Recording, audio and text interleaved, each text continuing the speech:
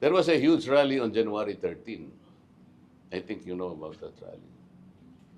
I am part of that rally because I was one of the speakers. I spoke for about 1 hour. January 14 or the next day, it was supposed to be reported by the broadsheets, by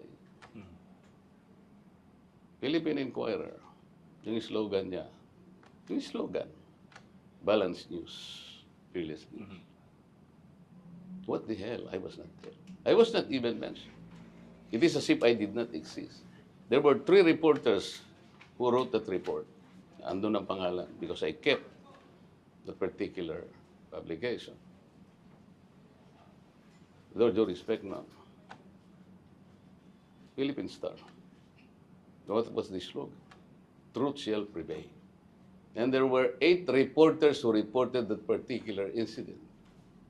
8.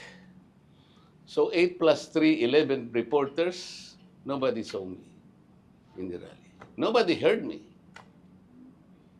Why?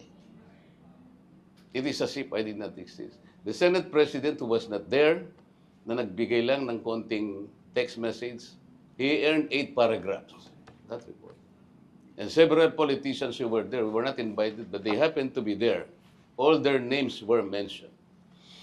But the guy who spoke for at least an hour and provided the context of that rally, I was not there.